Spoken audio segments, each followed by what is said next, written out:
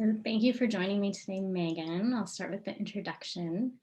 Meghan Montelibano Gorman is a social justice advocate who works full-time as an alumni engagement coordinator for the University of Denver and has two side hustles running her own companies. One company, How Do You Say That, is a blog committed to publishing stories of those who are othered in all spaces with the primary focus on women of color in nonprofit and higher education. The other company, Tayo, is a creative consulting agency. On top of all that, Megan was just accepted into a doctorate program in higher education. And congrats on that. Thank you. So thanks for being here with me today and answering some of these questions. Starting off, I wanted to just talk about how you have your hands in so many things. And with all those things, I wanted you to talk a little bit about what you're most excited about. Yeah, thank you for that introduction and for that thoughtful question. That really kind of puts it on its head for me, right? It hasn't been framed that way. I just wrote a piece on why I have to do so many of things for survival. So thank you for basing that question out of joy and what I get out of it. But like you said, I have a lot going on. I've always had a lot going on, but right now I'm just so excited for How Do You Say That, the blog I started. It's just a few months old, and the community that I am so privileged to kind of build and be part of. I started it for myself, and that's hard for me to admit, right?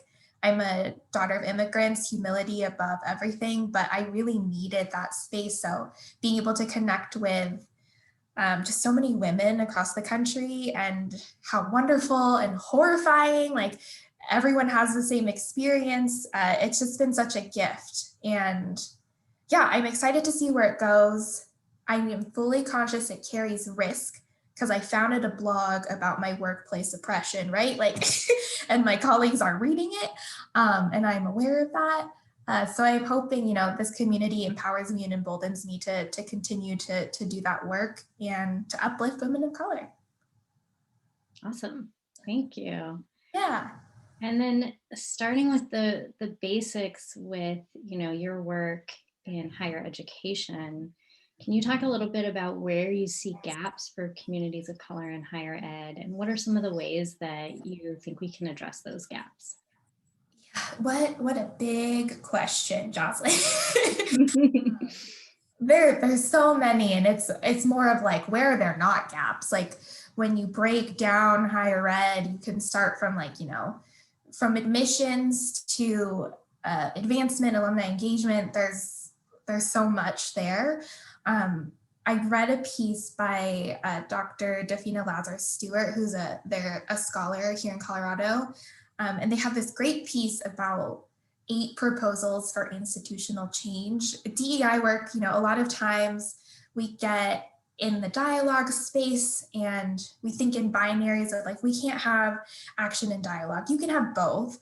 And it's important to have both, especially in higher ed, right? You have to have that moral ethic case and you have to have the business case. So Dr. Stewart's proposal, I can link to it after, but they talk about, opening the room, who's trying to get into higher ed and who haven't we let in, valuing minoritized voices, rejecting traditional norms and policy, prioritizing safety of minoritized folk.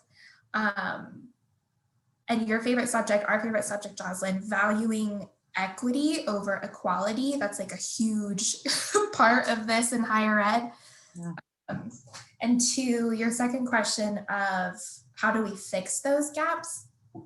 It's in HR, it's in hiring people who look differently, people who bring that lived experience to that space, and not just in your administrative assistant roles or coordinator positions, i.e. me, in leadership and people who can really move the needle and impact that institutional change. It's in working on yourself, analyzing systems of oppression within higher ed that you have benefited from, how you can change that, how you can make it more equitable. It's everything. It's a lot. So let me know. I don't know if that answered your question, but there's just, it's a complicated and nuanced issue, and it's not going to get better until, you start funding those types of programs as well. Mhm. Yeah, absolutely. I mean, I think that's true in for-profit business too. Oh yeah, We can talk about it all day, but until there's money put behind those initiatives, it's not a priority. exactly. Yeah. And then you also do a lot of work looking at philanthropic systems. So when you do look at systems of philanthropy, how do you find that the idea of white saviorism plays into the way that we view philanthropic giving right now? Yeah, what a great question. I think like when we look at the historical context of philanthropy in the United States, and I want to specify like this is my work is very US centric. DEI work looks different when you have a global perspective. There's just specific American conflicts we face, but historically, philanthropy was built by and for white men. So a lot of that infrastructure is still in place in 2020. And clearly, our world compositionally alone just looks different. So it's not working. And when I hear how philanthropy is talked about, especially with, communities of color, which is kind of the intersection I really live in, it's coming from such a deficit model, right? Like us white folk are coming down and helping the lowly and disheveled and destitute. And that's like not nice for lack of like a non-academic way of talking about it. It's just it dehumanizes and doesn't have a sense of dignity when working with communities of color and honoring those experiences, even though they're different from the traditional norm of what kind of value and depth that brings. So just how I hear people talk about charity in general, there's something there with language that needs to be adjusted. Um, and even with like, philanthropy is a donor centric, right, quote unquote, space. Like, why are we honoring or prioritizing the donor when like we're here to build relationships and uplift communities? It should be community centric. So I think that shift in the paradigm is something that is going to take a long time for folks in this space to readjust to, because that's been the language, and more than that, that's been the currency, right? Like that's what brings dollars in. So it takes time, and I hope that time is now to change that perspective. For sure. And then your master's thesis is on promoting philanthropic giving of alumni of color. So talk a little bit more about that. Why is that important to you? And what are some of the ways that you've discovered that you can change the way that conversation looks in order to get more alumni of color to give? Yeah, so my graduate thesis was, well, first I want to honor, the alums that I get to work with who have welcomed me into their lives, who have shared their stories. And I think oftentimes when we're thinking about philanthropy, it's like happy and joyous. Oh, these communities, I think, and not to generalize, but the specific stories I've worked with have been one of trauma and needing to heal and needing to rebuild trust. So I think that was the impetus for me to really explore that in an academic space of just like, how do we expect alumni of color to give to us when higher education or the institution they attended took so much from them or didn't give them the same equitable experience that other students may have had. So working with my friends really at this point, like just having that sense of community and having empathy of their experience, even though I went to a different institution for my undergrad, mirrored so much of what I felt and how I was being made to feel. So I think from that perspective, I just wanted to understand that a little better. And my brain is very like systems thinking, like I have to put it into neat, tidy categories. And this type of work is not neat or tidy or categorizable. It's messy. And I think that's been great for me to kind of push myself out of that mode of thinking. What I have found in like, engaging alumni of color is I do think, since I'm an identity leading person, like just the fact of who I am and what I look like and the experience I've had, that we have shared lived experience, has really helped with just, they don't have to explain to me, right? Like the emotional and racial trauma that they've gone through. Like they don't have to justify it to me, because like, sis, I've been there, like, like I experienced it. So we can jump right into, okay, how do we make this better? How do we make sure we don't pass on this generational trauma to, students who come after us? So there's just time saved, and like, kind of a crass way to put it, I guess, but they don't have to justify that experience. Like I get it right away. Um, and I'm proud that, I think this type of work needs to be co-created. And I say that because, there are communities that I don't belong to, that I don't identify with, but I can still support and uplift those, and try to build equity with them. With is the key word, not for. And one example, the Pride alumni group at DU, they're going to launch one of the first crowdfunding campaigns for One Day for DU, our big philanthropy day. And it's the first LGBTQ plus focused initiative in the history of the school. So I'm just honored and proud to, they just need an advocate. Oftentimes equity work just needs someone who's gonna stick their head up and risk it for the biscuit, and the most they can say is no, but really push that forward. And it's hard again to like say, oh, I did this. I didn't do this. This was a collaborative effort with the alumni volunteers, with a team of people who have been screaming for, just for their voice to be respected. And I screamed right along with them. I jumped right in. And I think that makes a difference. Just having an advocate who understands kind of the bureaucracy and the red tape and whatnot of a system. Yeah, that's awesome. Yeah. The other thing that I've heard you talk about is the 3 T's of philanthropy. Can you explain what those are and how this can shape the way we solicit giving from people? Yes. So I talk about the 3 T's: time, talent, and treasure. When we look again at the definition of AFP, American Fundraising Professionals, it does count that as, that is a holistic view of what philanthropy is. But in practice, oftentimes the only thing we value is the treasure part, right? Like the dollars. Mm-hmm.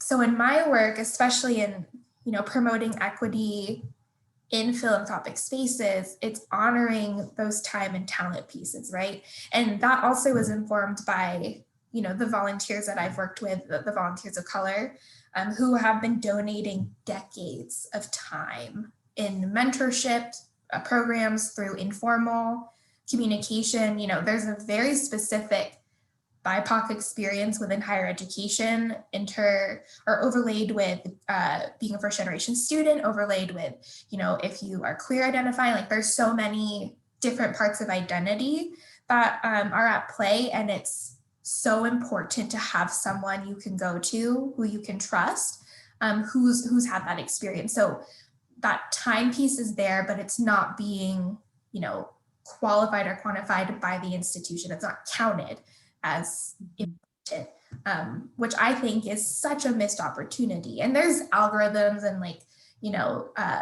what do you call it? Like equivalencies you could do for like this hour equates to how much dollars, and you could do that if you really wanted to like make a business case. But also when we're using like cultural humility and understanding, like communities show philanthropy in different ways, right? Like it's not just money.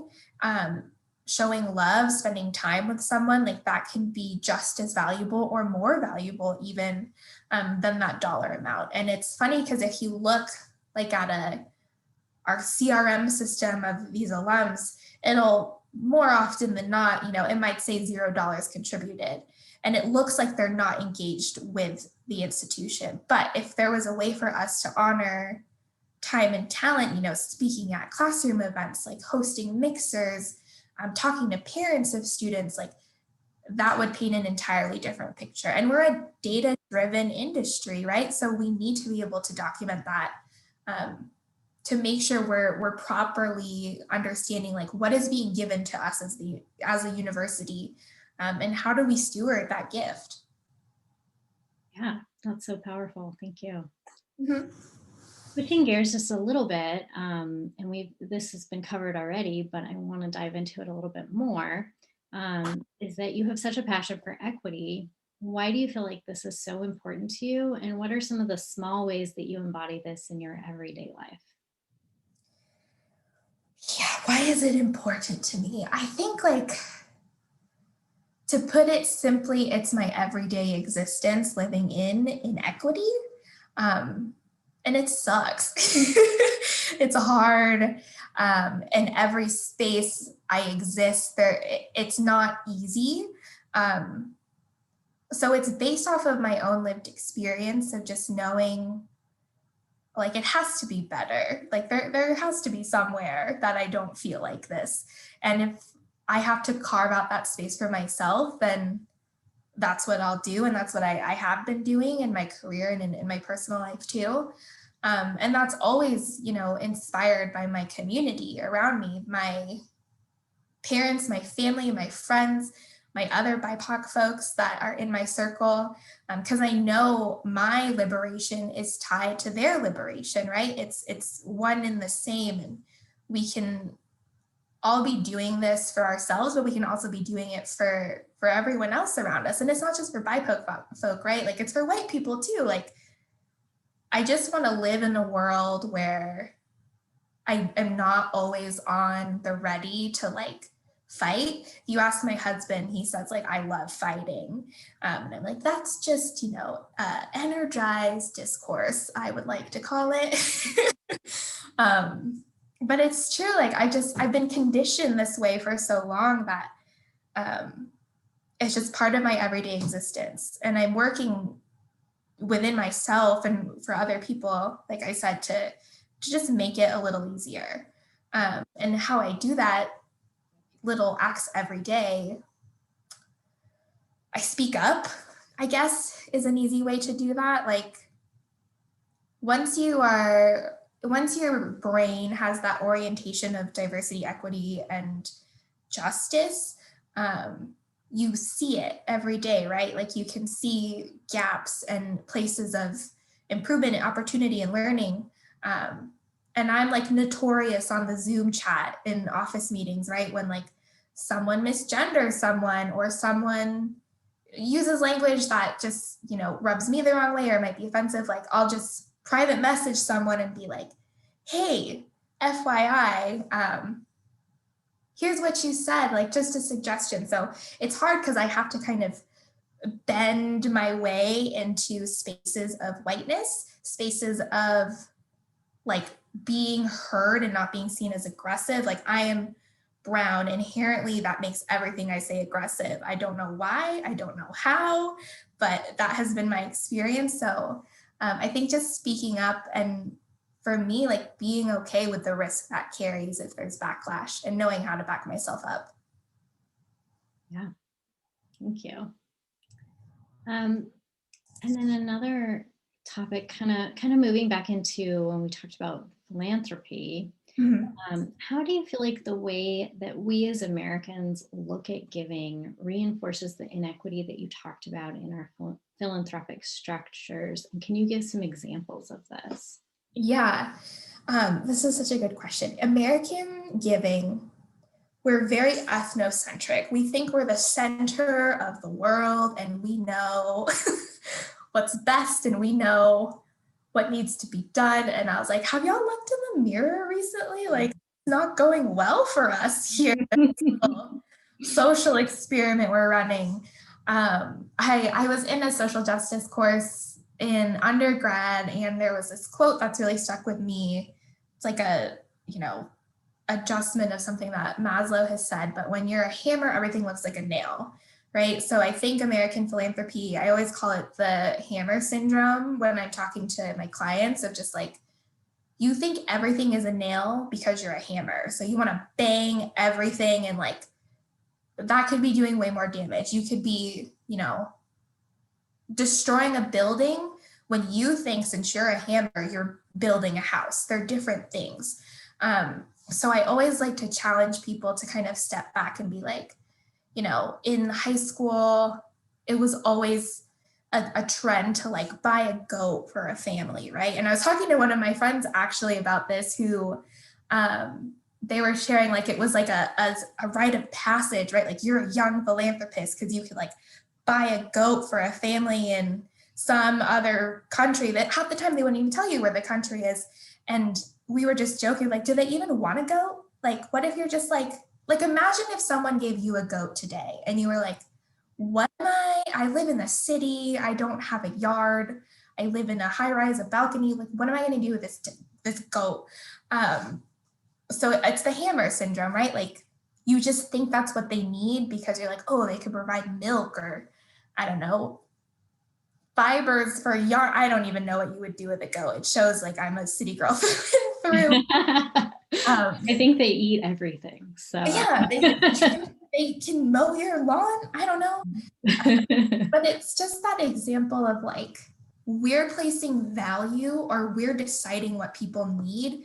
That's the exact antithesis of like my philosophy on philanthropy. It's coming to the table and saying, hey, you are a rich community with value, lots of things to offer. We're here to help support you. What do you need? And I think that so rarely happens in American philanthropy, right? We're just like, oh, you need clean water. Oh, you need diapers, or, we decide for these communities what they need versus like just asking them, like, what do you need? And do you even want us to be here in the first place? Mm-hmm. And that like theme of white saviorism comes in. Like, we think we know best. We do not know best.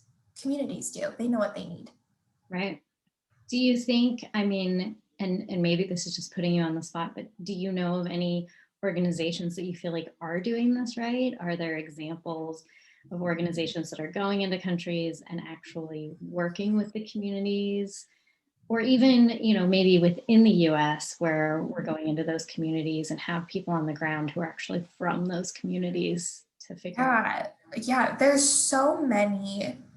I don't know too much in like the international space of philanthropy, but community-centric fundraising in terms of like a thought producer, thought leader, they always produce really great content and resources for folks who are interested in doing community-centric work.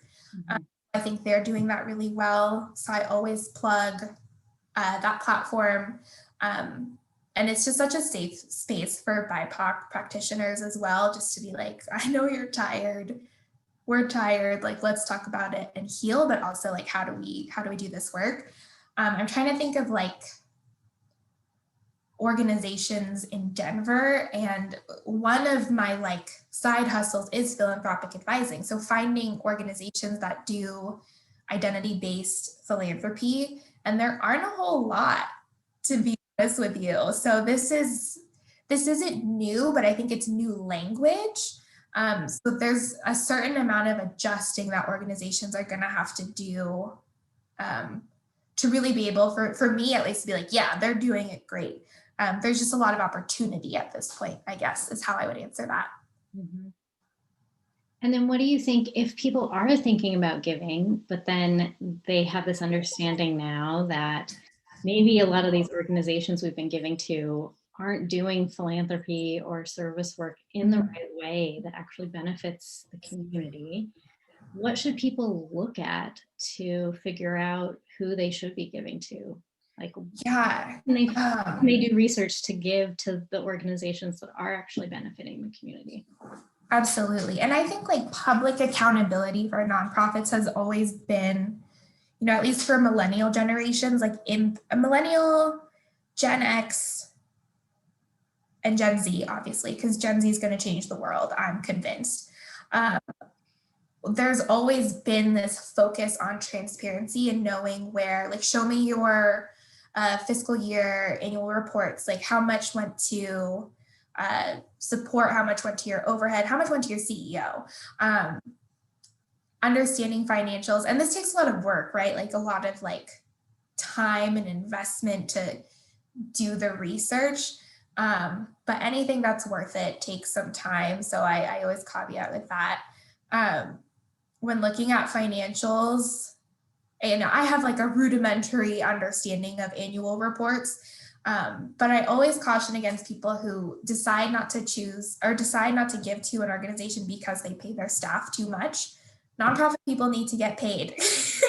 Like that is such a crucial part of the work. And, you have shared and taught me so much about this, Jocelyn, but just like pay transparency is so important for equity. And understanding that like, it's not a scarcity thing, right? Like just because you pay your nonprofit staff doesn't mean you're sacrificing, services for the communities you work with. So pay your nonprofit workers. We need to put food on the table, please. And other ways, like there's just so much out there in terms of like social media, in terms of, the access, the good social media can do, but also it's hard to understand like what is real, what isn't real. And it's so personal, right? Like it's based on your own values. So there's not like a check mark or a checklist really I can offer, but it's just like, in your gut, like if something's good, right? Like I'm a big believer in your gut, like that'll tell you at least the right direction to head in.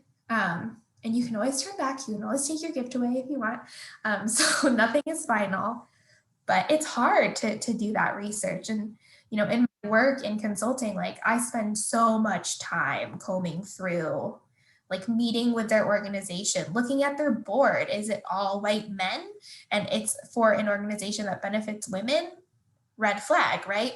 Like it's just paying attention to those details. And if you are able and have access, like having those conversations with those folks, if you're wanting to do like a big, major transformational gift, definitely hire a financial advisor and a philanthropic advisor, which could be me.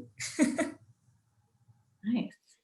Yeah. So, before we go, if you just want to talk a little more specifically about the projects that you're working on and what, people can hire you for, or what they should look for on the web, how they can find you, your blog, all those things, that would be really awesome. Yeah. So how do you say that? .weebly.com. That is our current website, but we are trying to find, sponsorships or people who just want to support this work. It's a big value of mine to pay women for their labor. So we want to be able to pay all of our guest bloggers for that. So if you're interested in supporting that, I'll make sure my email is included because my last name is very long and very misspell. Tayo is alive and well. I started that business this year too. As many of us in COVID just needed one, financial support, and two, a creative outlet. So conscious, equity conscious graphic design, website design, and general DEI consulting work as well. And yeah, you can email me. The cool part about that, Jocelyn, is my business, I'm a marketing person, and I don't have a website. I don't have anything for my business. And all of the work that I've gotten has been from women lifting me up and putting my name out there and just being like, oh, you should work with Meghan. Like she's doing this, this, and that. And I haven't had to make a website. So I just want to have a moment of gratitude of just like, damn, our community is so great and so powerful. And the power of LinkedIn, let me tell you, like, yeah. it's transformational to, promote your business and to just feel a little less alone in this type of work. So yeah, those are the two things I'm working on, and my day job at DU, of course, supporting alumni engagement initiatives. And I'm working on, with a writing group, a curriculum to kind of assess if your advancement shop, how it maps to current, I don't want to call it standards, but just how you're doing in terms of the equity space. So that's exciting to be working on. Nice. And then when do you start your doctorate? So I am in it already. Oh, wow. I took classes before applying because I just wanted to be like, is this, I'm a first gen grad student. I was like, I have no idea what this means. I don't know, like, you tell your parents your doctorate program or you're applying for doctorate programs. They're like, cool. What does that mean? So you're I honestly gonna wear a stethoscope and yeah. They're like, what? You're not a medical doctor. And they know that. My parents are like so proud of me, and like that's so important for me to like, honor them in that way, and like the sacrifices that they made for my brother and I. Long story long, it officially starts in the fall, but I'm already taking classes. So shout out to Dr. Chris Nelson, the best class I've ever been in my whole academic career, and Linda Durian, who they're just such wonderful powerhouses of women who have taught me so much and helped me relearn and unlearn a lot of stuff this quarter. So yeah. Very cool. Well, anything else you want to add before we sign off? I think that is all, but thank you so much for this opportunity. It was so fun to chat with you, and I just love working with you and love you and everything you do. So yeah, just feeling very grateful. Well, thank you. The feeling is definitely mutual. So thank you so much for taking the time, and this has been a lot of fun. Yeah, thank you.